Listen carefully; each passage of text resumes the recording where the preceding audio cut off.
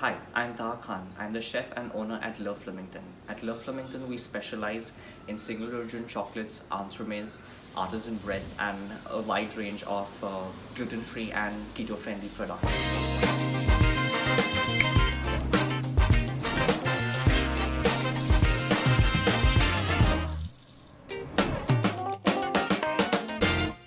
As it's a time of lockdown, it's a great opportunity to stay at home and be healthy, and that's why today we would be making a gluten-free and no added sugar keto-friendly chocolate cake. So we take all the flours, we take cocoa powder, and we take baking powder, and we can mix it together, to which you could also add a pinch of salt just to enhance the taste. We also have mixed the eggs and the erythritol together because today we will be using a technique called as warm foaming over the double boiler. What we are going to do is we're going to mix the dry ingredients with a fork. So you can see that the cocoa powder and the baking powder is mixing well with the almond flour.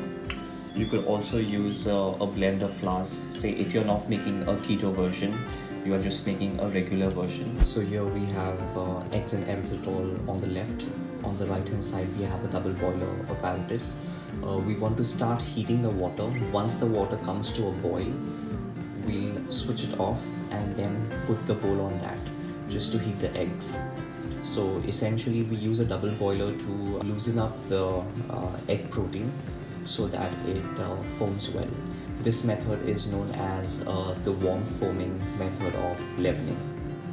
At this point we're not beating up the eggs, we're just loosening up the eggs and trying to mix it up with the erythritol so that it's ready for heating up. What we will do is we will turn off the gas and we will put the egg and erythritol mixture on the pot. So we're not beating up the eggs here. What we are doing is we're just loosening up the egg protein. We're also putting it over a double boiler, and we're going to get this to about 120 degrees Fahrenheit and not Celsius, so that it will be convivial to warm foaming. But in case you don't have a thermometer to measure out 120 degrees Fahrenheit, what you can do is you can dip your finger and check the temperature. It should be a little more than warm to touch. Now we will use the whisking attachment to foam it up.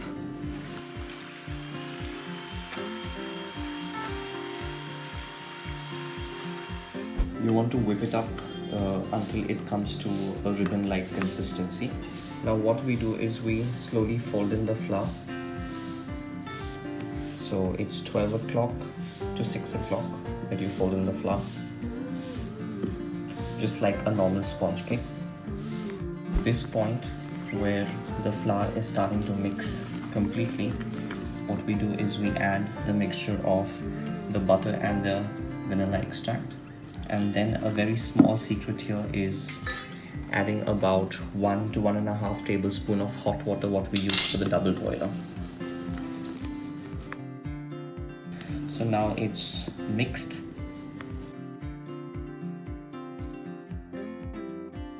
Once it's poured into the cake tin, just make sure that you are evenly spreading it lightly. At this point, make sure that you're not tapping the cake tin, otherwise there will be a loss of volume. To check if the cake is cooked or not, we insert the toothpick towards the center and it should come out clean like this. Once the cake is cooling, what we do is we poke holes using a toothpick or a skewer in rows. While our cake is cooling down, what we're going to do is we're going to take about 1 teaspoon of instant coffee powder and put it into 5 tablespoons of water and mix it. To moisten the cake, we're going to pour this coffee liquid on the top in rows again. We overturn the cake and we unmold it. This should be done while it is hot, so it's easier to handle it. Now we have overturned the cake. Now we're just going to cut it into 2 parts. If you see, the cake is very delicate, and now we will slice them. And now you can enjoy this with fresh cream and a hot cup of coffee.